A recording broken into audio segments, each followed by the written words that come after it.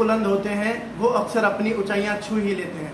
नमस्कार, मैं हूं पवन कौशिक और आपका स्वागत है आपके अपने YouTube चैनल कौशिक नाट्य नृत्य अकेडमी के कार्यक्रम हुनर की पहचान में।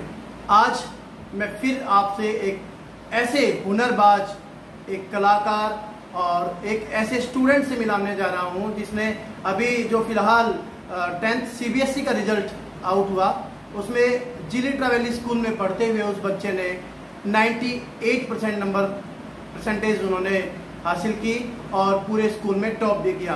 तो बिना कोई देरी किए हुए मैं आपको ले चलता हूं हर्षल चावला की तरफ।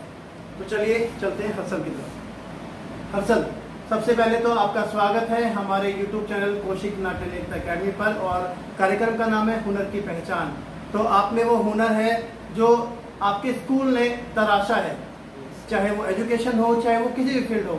तो आप अपने रिजल्ट के बारे में क्या कुछ कहना चाहेंगे, हमारे दर्शकों को बताएं प्लीज। सबसे पहले जब मेरा रिजल्ट आया तब मेरे को विश्वास ही नहीं हुआ कि मेरे इतने परसेंट आए। मेरे मम्मी पापा बहुत ज़्यादा खुश थे, मेरे पापा की आंखों में खुशी के आंसू आ गए और मेरी मम्मा भी बहुत खुश थी। दूर दूर से फ़ोन आने लगे और मेरे को रिजल्ट तो स्कूल वालों ने ही बताया था क्योंकि वो साइट तो क्रैश हो गई थी। और स्कूल वालों ने जब रिजल्ट बताया, पापा को मार्क्स लिखवाए, फिर पापा ने फ़ोन करा। मैं एकदम डरा हुआ था सुबह से, मतलब नाश्ता भी बहुत मुश्किल से ही हो रहा था मतलब बहुत ज़्यादा मैं डरा हुआ था। तो फिर जब रिजल्ट आया मैं बहुत खुश था। मेरे दोस्तों का फ़ोन आया कि हर्षल आपने टॉप करा है, सर की भी बधाइयाँ आई और फिर मतलब मैं बहुत ज़्यादा खुश था उस टाइम। जी, वो खुशी आपके चेहरे से अब भी झलक रही है क्योंकि आप उस खुशी को बयान नहीं कर पा रहे हैं, ऐसा फील कर रहे हैं कि मैं किस तरीके से अपनी खुशी का इजहार करूं। आपको हमारे चैनल की तरफ से ढेर सारी शुभकामनाएं। अब बात करते हैं आपका जी स्कूल में रहते हुए आपने क्या क्या अनुभव किया, टीचर्स आपके कैसे थे, किन किन टीचर्स ने आपको अच्छे तरीके से सपोर्ट किया, वो भी थोड़ा सा बताएं। सबसे पहले तो जब मैं छोटा था मेरी मम्मा मेरे को हर कल्चरल एक्टिविटी में मतलब प्रमोट करती थी कि तू इसमें जा इसमें जा। मम्मा ने मेरे को पढ़ाई भी करवाई और मतलब अभी तक जितने भी स्कूल थे उन्होंने मेरे को अच्छे से पहचाना नहीं था। मतलब ठीक है पढ़ाई में है, ठीक है इसको करने दो, आगे इसमें क्विज में पार्टिसिपेट करवा दो, इसमें करवा दो। पर जब मैं यहाँ पे 9th क्लास में आया तो स्टार्टिंग में ही हमारे स्कूल के मैथ्स टीचर मुकुल सर और मेरी क्लास टीचर राकेश मैम ने मेरे को पहचान लिया था और वो कहते कि इसमें कुछ तो है, इसमें अलग सा हुनर है पढ़ाई का भी और मतलब ये काफ़ी क्रिएटिव भी बच्चा है, ये कल्चरल एक्टिविटीज़ में भी पार्ट ले सकता है। तो फिर मैं गीता नाटक में मैंने पार्टिसिपेट किया तो उसमें मेरे को हमारे स्कूल के डांस ड्रामा टीचर ने पहचान लिया और उन्होंने काफ़ी मेरे को सपोर्ट करा कि हाँ तू भी कल्चरल एक्टिविटीज़ में पार्टिसिपेट कर सकता है। और उन्होंने मेरे को काफ़ी सपोर्ट किया और एक्टिंग सिखाई, मेरे को थोड़ा सा डांस भी सिखाया, जो मतलब काफ़ी एक्टिविटीज़ में मेरे को सपोर्ट करा। और मेरे को काफ़ी स्कूल के टीचर्स ने भी प्रमोट करा। हमारे 10th क्लास की साइंस की मैम प्रीति मैम ने भी मेरे को पूरा सपोर्ट दिया, नोट्स वगैरह प्रोवाइड करे और मैं अच्छे से पढ़ाई कर पाया। जी, तो आप ये कहना चाहते हैं कि आपकी सफलता के पीछे जिनका सबसे बड़ा योगदान रहा वो टीचर्स ही हैं। और बिल्कुल सही कहा है हर्षल ने कि किसी भी बच्चे की सफलता के पीछे जब वो पढ़ाई कर रहा होता है तो सबसे ज़्यादा योगदान माँ बाप के साथ साथ टीचर का भी रहता है। क्योंकि जब बच्चा स्कूल जाता है तो वो टीचर्स के हाथों में आ जाता है और टीचर्स उसे अपना बच्चा समझकर ही ट्रीट करते हैं। तो टीचर्स का विशेष योगदान आपकी एजुकेशन में रहा। यस जी, अब जैसे मेरे सवाल पूछने से पहले ही आपने बता दिया कि आपने बहुत सारी कल्चरल एक्टिविटीज़ में ही पार्टिसिपेट किया है। कोई एक ऐसी एक्टिविटी आप बताएं कि आपने किसी स्टेज पे या नेशनल पे कोई अवार्ड लिया हो या कुछ ऐसा कुछ किया हो, उसके बारे में थोड़ी जानकारी दें। मेरे सबसे ज़्यादा मतलब जो एक्टिविटी मेरे से कनेक्टेड है वो है नेशनल साइंस ड्रामा।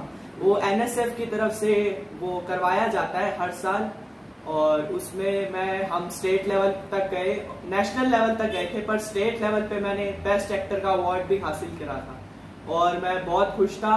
मैं एक्टिंग, मेरी टीम, हमारे डांस ड्रामा सर भी साथ में गए थे, हमारी पूरी टीम गई थी साथ में और वहाँ पे जजेस और बाकी स्कूल से आए बच्चे और टीचर्स ने भी हमें बहुत प्रमोट करा, बहुत तारीफ करी हमारी।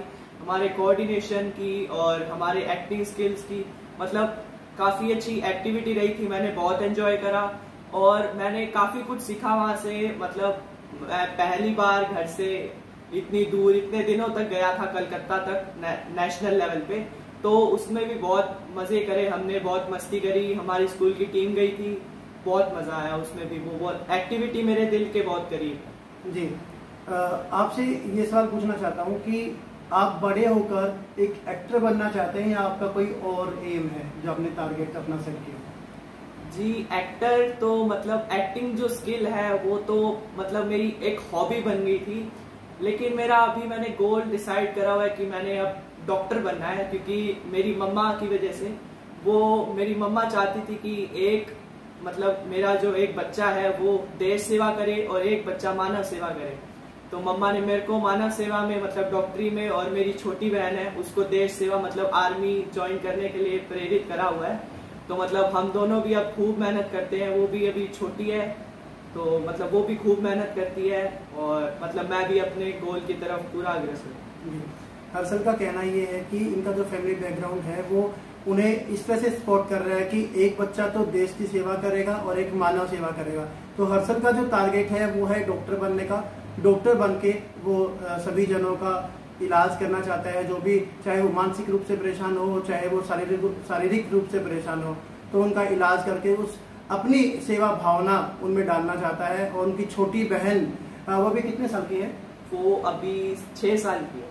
6 साल की लड़की में अभी से ये प्रेरणा डाली जा रही है कि बेटा आपको देश की सेवा करने है। जैसा कि हसन ने बताया कि उनके पापा मम्मी उस छोटी सी 6 साल की बेटी को आर्मी ज्वाइन कराना चाहते हैं, तो अभी से भावना इनके परिवार में, इन बच्चों में डाली जा रही है। ये बहुत ही एक अच्छी बात है। हसन, अब मैं आपसे पूछूं, आप एनसीईआरटी की बुक्स को कितनी महत्वता देते हो? जब आप एग्जाम्स टाइम आप तैयारी कर रहे होते तो एनसीईआरटी की बुक्स ही काफी, आपको कुछ एक्स्ट्रा भी पढ़ना पड़ता है? देखिए, टेक्स्ट और मतलब जो मटेरियल और जो नोट्स वगैरह थे वो तो मैं सारा एनसीईआरटी को ही रेफर करता था। बाकी जो क्वेश्चंस वगैरह होते थे वो तो हमारी साइंस की प्रीति मैम और मैथ्स के सर और बाकी सारे टीचर्स दे ही देते थे। और मैंने कुछ बुक्स भी रेफर करी थी, वो सिर्फ क्वेश्चंस के लिए। पर थ्योरी पे तो सबसे ज्यादा ध्यान एनसीईआरटी में ही देना पड़ता है। एनसीईआरटी की जो बुक्स आती हैं, और मतलब मैंने उन्हीं को रेफर करा था पूरे एग्जाम टाइम्स। जी, आपसे सवाल ये भी है कि आप अपने जूनियर्स को, जैसे 3rd, 4th, 5th के बच्चे हैं, उनको आप क्या मैसेज देना चाहेंगे स्टडी से रिलेटेड? देखिए, स्टडी से रिलेटेड तो मतलब मैं मैसेज देना चाहता हूँ कि मतलब आप पढ़ाई करो। जब आप पढ़ाई कर रहे हो आपका पूरा फोकस पढ़ाई पे ही होना चाहिए। मतलब आपको ध्यान देना है दूसरी एक्टिविटीज पर भी। आपकी कल्चरल एक्टिविटीज में पार्टिसिपेट लेने से आपकी मतलब आपका वो स्किल्स बढ़ जाती हैं, आपका कंसंट्रेशन बढ़ जाता है। क्योंकि जो मैंने देखा है कि जो सिर्फ बच्चे पढ़ाई और मतलब वो ही करते हैं, हार्ड वर्क करना चाहिए, पर आपको दूसरी स्किल्स भी अपने डेवलप करनी चाहिए ताकि आप एक मतलब सारे सेक्टर्स में आपका वो हो जाए मतलब बढ़िया ढंग से। और 3rd, 4th, 5th के बच्चे तो अभी मतलब खेल कूद की उम्र है और पढ़ाई भी करें साथ साथ। और मतलब मेरे जूनियर्स को मैं ये कहना चाहूंगा कि वो हार्ड वर्क पढ़ाई में भी करें और अपनी दूसरी स्किल्स भी डेवलप करें, ताकि वो आपकी मतलब आपको स्टडी में भी हेल्प करें और आपकी जिंदगी में भी हेल्प करें। आप जी, आपका कहने का अर्थ ये है कि जब बच्चा पढ़ रहा है तो वो स्टडी पर भी फोकस करे और दूसरे स्किल्स पे भी करे, एक बैलेंस बना के रखे अपने आप में। जी, आपसे एक सवाल और ये है कि आप आपके स्कूल में किसको सबसे ज्यादा फॉलो करते हो, जिससे आपको प्रेरणा मिलती है, प्रेरित करता है वो टीचर आपको कि हाँ मैं बनूं तो इनकी राहों पर चलूं, इनके बताए हुए रास्ते पर चलूं? कोई एक ऐसा नाम जो आपको लगता है। उसके बाद हम बात करेंगे आप ही की टीचर से जो कि यहाँ आई हुई है, उनसे बात करेंगे। देखिए, मैं अपनी टीचर्स तो मैं अपने सभी टीचर्स को पहले तो शुक्रिया करना चाहूंगा जिन्होंने मेरे को इतना सपोर्ट करा। और कोई एक टीचर तो मैं नहीं ले सकता क्योंकि मेरी वर्क फोर्स के पीछे बहुत सारे टीचर्स ने एक साथ योगदान करा। मेरे डांस ड्रामा वाले सर ने मेरे को बहुत अच्छे से ओवरऑल स्किल्स डेवलप करी। मुकुल सर ने, हमारे जो मैथ्स के सर है, उन्होंने मेरे में पेशेंस और हार्डवर्क का करा। और हमारी जो साइंस वाली प्रीति मैम थी, उन्होंने भी मेरे को पूरे नोट्स वगैरह प्रोवाइड करे और अच्छे से पढ़ाया, और उन्होंने डीप लर्निंग पर ज़्यादा फोकस करा। जी, ये थे हसन जिन्होंने अपने बारे में बताया और टीचर्स का क्या क्या योगदान रहा, इनके बारे में सारी जानकारी दी। अब बिना कोई देरी किए हुए हमारे साथ इनकी फेवरेट, जिनको ये सबसे ज़्यादा फॉलो करते हैं, प्रीति दहिया जी हमारे साथ मौजूद हैं। अब हम आपकी बात उनसे कराते हैं। प्रीति मैम, सबसे पहले आपका स्वागत है हमारे यूट्यूब चैनल कौशिक नाट्य नृत्य अकेडमी पर। और हमने कार्यक्रम की शुरुआत की है हुनर की पहचान। तो हुनर की पहचान करने के लिए आज आप ही के द्वारा सिखाया गया, आप ही के रास्ते पर चलते हुए एक बच्चा हर्षल चावला से आज हमने बात की, जिसमें आपने अपने अंश बड़े कूट कूट कर भरे। तो उसी के सिलसिले में आपसे बात करेंगे कि वो कैसा है, आपको कैसा लगता है, कितना नोटी रहा, वो सारी की सारी बातें प्लीज आप हमसे एक्सप्लेन करें, हमारे सभी व्यूअर्स को बताएं, ताकि इस बच्चे को भी जो जूनियर्स हैं वो सारे अपना रोल मॉडल मान के काम करें। जी, सबसे पहले तो मैं आपको धन्यवाद करती हूँ, आपने मुझे इस मंच पे बुलाया, और आपको बधाई देती हूँ कि आपने ये बड़ा ही अच्छा शुरुआत की है, जिससे बच्चों को प्रोत्साहित किया जा सके बच्चों के इंटरव्यूज लेके। अब आप हर्षल के बारे में पूछ रहे हैं, तो मैं ये कहना चाहूँगी कि ये एक बहुत ही अच्छा और ब्राइट स्टूडेंट है। ये जैसे इसने बताया कि ये हमारे पास 9th क्लास में आया था, हालांकि मैं इसको पढ़ाती नहीं थी। मैंने इसको सबसे पहले जब इसने जैसे बताया गीता सार में पार्टिसिपेट किया, तो वहाँ पर मैंने देखा कि he is having some talent, इसमें कुछ टैलेंट है जो मतलब लगता था कि हाँ भाई ये कुछ कर सकता है। उसके बाद इसने ये 9th क्लास में ही मिड सेशन में मेरे सेक्शन में आया, जिस सेक्शन को मैं पढ़ाती थी। वहाँ पर मैंने इसको देखा कि इसके एकेडमिक्स जो है वो भी बहुत बढ़िया है। तो मतलब समथिंग इज देयर, मतलब कुछ ऐसा तो है इस बच्चे के अंदर जो ये कर सकता है। और एकेडमिक्स बहुत ही अच्छा इसका रहा है। तो इसके अलावा मैं ये बताऊंगी कि जैसे दूसरे बच्चे आपके शरारती होते हैं, तो ये भी कुछ इस तरह का शरारती बच्चा ही रहा है। मतलब ये नहीं है कि भाई पढ़ाई करनी है तो पढ़ाई है, ऐसा कुछ नहीं है। शरारती बच्चों का मतलब ये है कि जैसे पढ़ा रहे हैं, क्लास में लेक्चर दे रहे हैं, तो दूसरे बच्चे होते हैं कि कई बार क्या करें, बोर हो गए, कुछ नहीं कह पाते कि भाई बस करें या कुछ करें, तो बीच में इसके क्वेश्चनेयर जो होता है वो इस तरह का इंटरेस्टिंग होता है कि थोड़ा सा बच्चा जो है कि जो बोरियत महसूस करने लगता है उसको दूर कर देता है। इस तरह की शरारतें हैं इसकी। बाकी मैं ये बताना चाहूंगी कि हाँ, बीच में जब तक ये 9th तक था तब तक तो ठीक था, 10th में आया तो ये कुछ साइंस ड्रामा में मतलब इतना इन्वॉल्व हो गया था कि कुछ ट्रैक से, एकेडमिक ट्रैक से ये थोड़ा सा डाइवर्ट हुआ था, जहां पर इसकी परफॉर्मेंस उतनी बढ़िया नहीं थी। तो इसको मैंने थोड़ा सा हिंट दिया, तो इसने बात मानी भी। सबसे बड़ी बात ये थी कि ये मतलब बात जो समझाई जाती थी उसको कैच बहुत करता है। मतलब कि ये नहीं है कि कह दिया टीचर ने तो भाई ठीक है, नहीं, उसको फॉलो भी करता है। तो इसने उस चीज का ध्यान रखा, इसने फिर मेहनत की, बैलेंसिंग बनाया।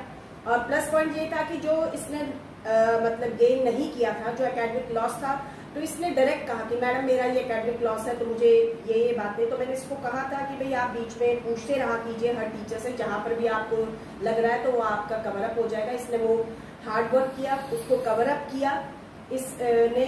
और इसने फिर साइंस ड्रामा में जो पार्टिसिपेशन किया उसका रिजल्ट भी ये रहा कि साइंस ड्रामा करते हुए ये लोग नेशनल लेवल तक पहुंचे।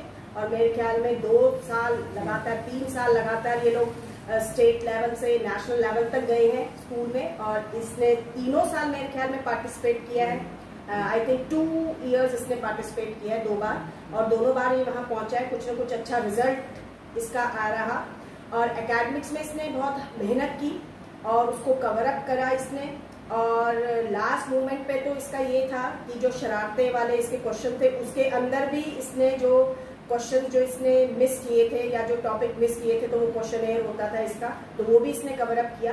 तो आई कैन से कि इसके बारे में ये कहा जा सकता है he has a very good potential of managing cultural activities as well as academics. Academics के साथ ये कल्चरल को बड़े अच्छे तरीके से मेंटेन कर सकता है। मैम एक सवाल और मेरा रहेगा आपसे। सवाल नहीं है वो, आप एक एजुकेटर हैं और एज ए एजुकेटर आप आजकल की जो युवा पीढ़ी है जो मतलब नशे की तरफ जा रही है या दूसरे गलत रास्तों की तरफ चल रही है, उनको आप क्या संदेश देना चाहेंगे? प्लीज आप सभी प्लीज। जो युवा पीढ़ी है जो ट्रैक से डाइवर्ट हो रही है, उसका कुछ रीजन तो ये भी है कि एक तो कम्युनिकेशन बहुत बढ़ गया है, तो कहीं ना कहीं से बच्चे सोर्सेज ढूंढते हैं यहाँ वहाँ। तो उसके लिए तो यही है कि बच्चों को थोड़ा सा एजुकेट किया जाए, गाइड किया जाए। तो इस तरह के कुछ ना कुछ लेक्चर्स जो हैं स्कूल में, मतलब मोटिवेशनल, जो इनको ठीक गाइडलाइंस दे सके, उस तरह के अच्छे अच्छे एजुकेशनिस्ट को बुला के इनको प्रोवाइड करने चाहिए। दूसरा तरीका ये हो सकता है कि इन बच्चों को हम जो एक जैसे कहा कि स्किल्स को डेवलप करने के लिए, तो हर बच्चे में कुछ ना कुछ पोटेंशियल होता है, स्किल्स होती हैं, तो उन दूसरे स्किल्स में उनको इन्वॉल्व कर देना चाहिए, जिससे कि उनकी एनर्जी, क्योंकि इस एज ग्रुप में एनर्जी बहुत होती है, तो वो एनर्जी कहीं ना कहीं निकालना चाहते हैं, तो उनको नहीं पता चलता कि कहाँ पर यूटिलाइज करनी चाहिए। तो that can be utilized in doing some other activities instead of academics. Thank you so much ma'am, आपने बिल्कुल सही कहा है। अब हर्षल से भी वही सवाल जो हमने अभी मैडम से किया। हर्षल, आप आज की जो यंग जनरेशन है, यंग ब्लड है, उनको आप क्या संदेश देना चाहेंगे? मैं ये कहना चाहूँगा कि अपने जो एल्डर्स हैं, माता पिता और जो आपके टीचर्स हैं, उनकी जो गाइडेंस के अंदर ही आप कोई स्टेप वगैरह उठाएं। जब आपको मतलब बहुत ज़्यादा ज़रूरत हो डिवाइसेस की, आप मतलब जैसे मोबाइल है, बच्चे कोई भी किसी और चीज़ के लिए भी यूज़ करने लग गए हैं, मतलब जैसे सोशल मीडिया पे अब बच्चे आ गए हैं काफ़ी, तो मतलब वो उनको अवॉइड करना चाहिए सोशल मीडिया वगैरह। मतलब आपकी 12th तक तो आपको ज़रूरत नहीं है, बाद में आपको इन्वॉल्व होना पड़ता है। तो मैं ये उनको मतलब करना चाहूँगा कि आप कोई भी वो काम ना करें जो आप अपने माता पिता या अपने एल्डर्स को ना बता सकें।